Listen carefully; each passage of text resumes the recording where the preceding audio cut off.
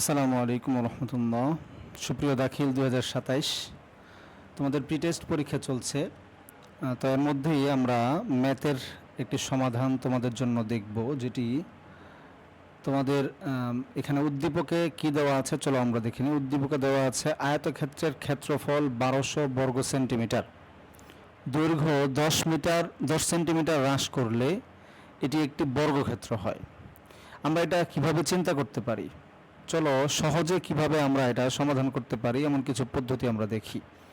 যে আমরা একটি আয়তক্ষেত্র দেখলাম, এই আয়তক্ষেত্রের ব্যাপারে কি বলা হয়েছে, যে এটার যে পুরো স্কয়ারটা অর্থাৎ পুরো জায়গাটা, তার যে ভিতরের পুরো অংশটা, এই ক্ষেত্রফলটা হচ্ছে কত? ক্ষেত্রফলটা হচ্ছে এখানে কত বর্গ সেন্টিমিটার? 1200 বর্গ সেন্টিমিটার পুরো ক্ষেত্রফলটা। আর আমাদের এখানে যে দৈর্ঘ্যটা দেওয়া আছে, দৈর্ঘ্যটা যদি আমরা এই যে দৈর্ঘ্য, এই পুরো দৈর্ঘ্যটা যদি আমরা 10 সেন্টিমিটার কমাই, 10 সেন্টিমিটার কমালে তাহলে এটা কি হবে? এটার আয়তক্ষেত্র থাকবে না, তখন কি হবে? এটা একটা বর্গক্ষেত্র হয়ে যাবে। তখন এটা কেমন হবে? ধরো এই যে আমরা যদি 10 সেন্টিমিটার কমিয়ে ফেলি তাহলে এটা হয়ে যাবে এমন, অর্থাৎ একটা 4 বাহু সমান এটার বর্গক্ষেত্র। এটা তখন আর আয়তক্ষেত্র থাকবে না।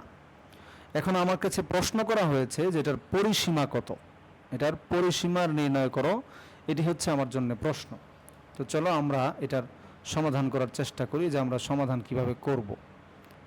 সমাধানের জন্য আমাদের প্রথমে যে কাজটি করতে হবে, আমরা জানি যে কোনো একটি আয়তক্ষেত্র, আয়তক্ষেত্রের ক্ষেত্রফল সমান আমরা কি জানি, যে আমরা জানি আয়তক্ষেত্রের ক্ষেত্রফল, এই যে আয়তক্ষেত্রটা, এর ক্ষেত্রফল সমান কি? ক্ষেত্রফল সমান আমরা জানি দৈর্ঘ্য গুণ প্রস্থ।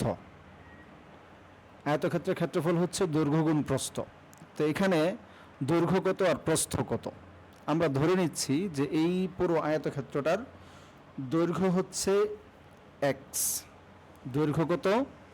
x, এবং তার আমরা ধরে নিচ্ছি যে ধরি এটার দৈর্ঘ্য হচ্ছে x এবং এটার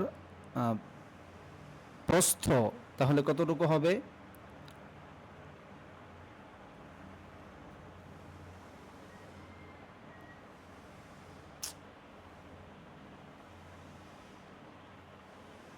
তার এক মুসিবত, কিছু হিরে জায়গা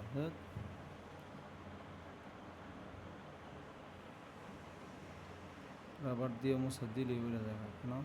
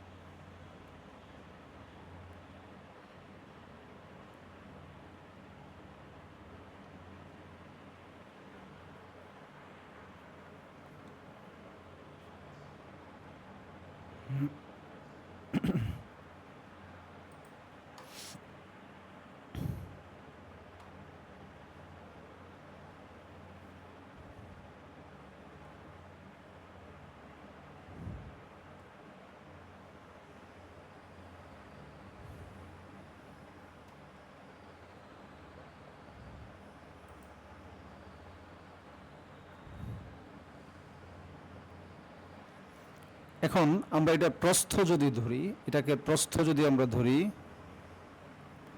প্রস্থ যদি ধরি আমরা y, এবং তাহলে যদি প্রস্থ y হয় তাহলে দৈর্ঘ্য কি হবে? যে আমরা ধরি প্রস্থ সমান y, তাহলে দৈর্ঘ্য কি হবে?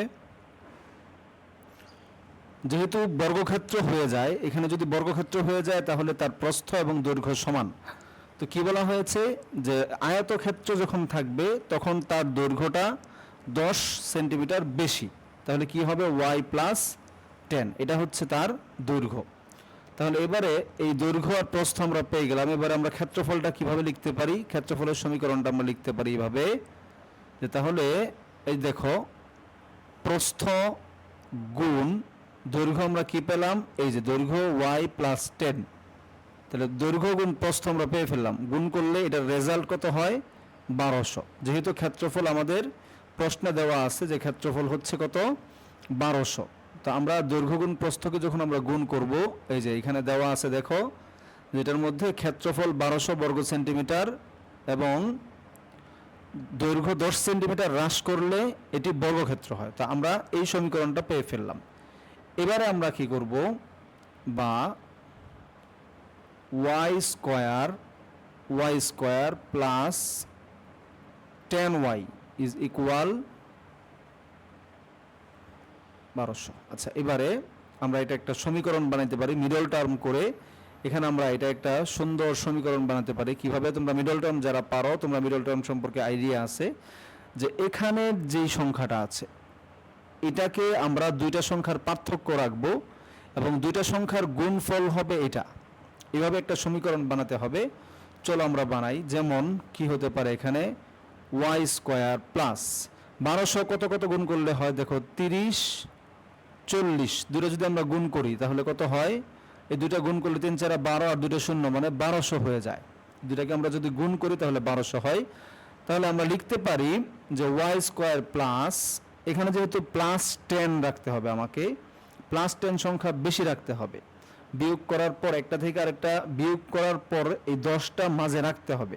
তাহলে আমাকে লিখতে হবে 40y minus 30y, 40y minus 30y is, তারপরে এটাকে নিয়ে আসতে হবে এই পাশে, ইজ ইকুয়াল 0। এটা একটা সমীকরণ। এবার আমরা কি করব? এটা ধরে আমরা আগাবো। এটা ধরে আগালে কি হয় দেখি। বা y যদি আমরা এখান থেকে কমন নেই তাহলে এখানে কি থাকে? y প্লাস, এই যে এই yটা তো চলে গেল, 40 মাইনাস, মাইনাস এখান থেকে আমরা কত নিতে পারি? মাইনাস আমরা নিতে পারি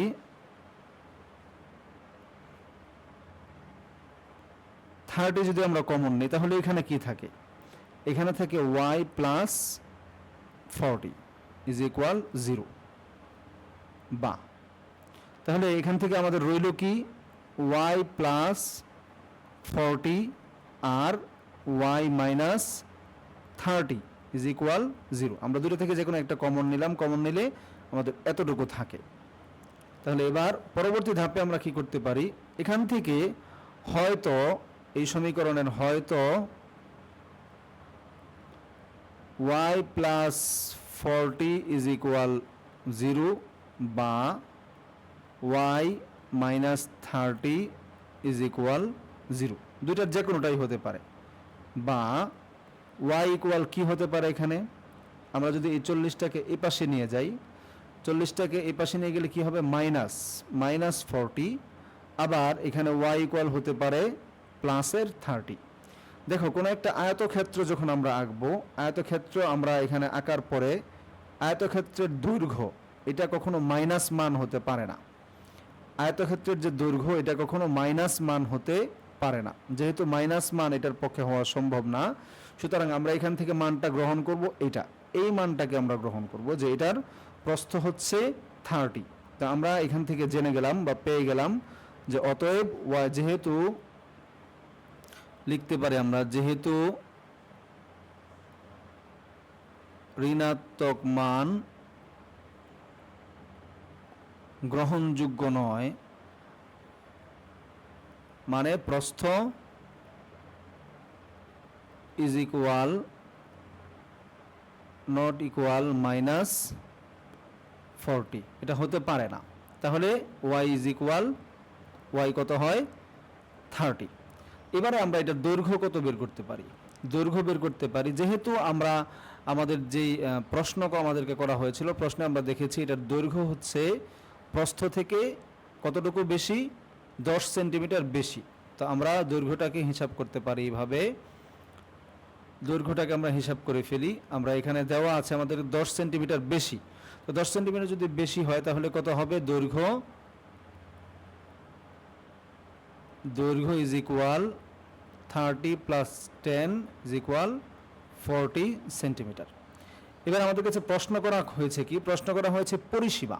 পরিসীমা আসলে কি? পরিসীমা হচ্ছে এই যে আমাদের 4টা বাহু এখানে দেওয়া আছে, একটা দৈর্ঘ্য, একটা দৈর্ঘ্য, একটা প্রস্থ, একটা প্রস্থ, এই বাহুগুলির যোগফল। আবার মনে রাখবো প্রত্যেকটা বাহুর যোগফল হচ্ছে পরিসীমা। যোগফল মানে কি? যোগফলটাই হচ্ছে পরিসীমা। তো আমরা যেহেতু 2টা দৈর্ঘ্য 2টা প্রস্থ আছে, তা আমরা এখানে লিখতে পারি অতএব পরিসীমা